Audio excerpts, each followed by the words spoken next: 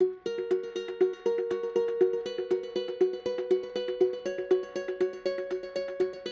Portland Barefoot 3v3 tournament is the largest grassroots tournament in the country. There's over 100 teams out here, all kids playing soccer barefoot, not keeping score, just out having a great time on a beautiful sunny day here in Portland. I'm a physician, and I practiced in the 90s when AIDS was pretty much a terminal disease. Found it very satisfying treating these young people and found that we could turn this into a chronic disease instead of a fatal disease. So when the opportunity came up, it helped me combine my two loves, which was medicine and soccer. This was a natural fit.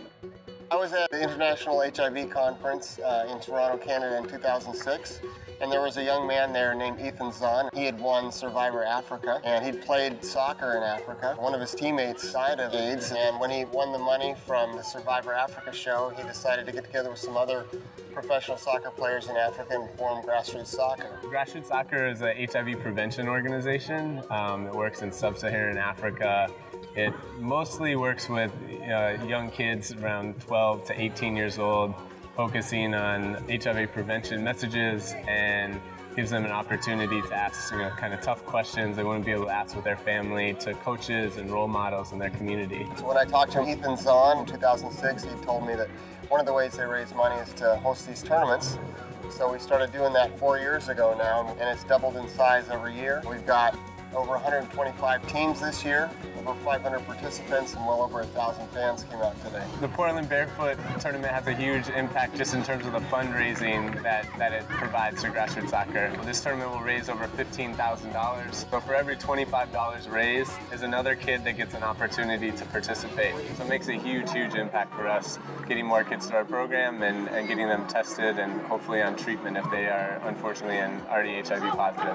I think for Grassrootsoccer, a tournament like Barefoot Tournament is important because essentially it's their grassroots movement within the United States. For Grassrootsoccer, it's a real effort to try and expand their messaging, expand their base of supporters, whether those are supporters who actually write checks or whether those are sponsors who see something important about what's happening today and want to give toward that cause. This isn't a soccer tournament to play soccer. It's a soccer tournament to open people's eyes and get them to understand the global issue, which is HIV prevention. I think a lot of kids growing up in the States now don't hear much about HIV, so it really gives them a forum where it's being talked about. And some of the grassroots people have actually been doing activities with them today where they can learn how they prevent HIV. Nowhere do you have an event that soccer people have to talk about HIV. This tournament gives kids that play soccer a chance to give back to their community.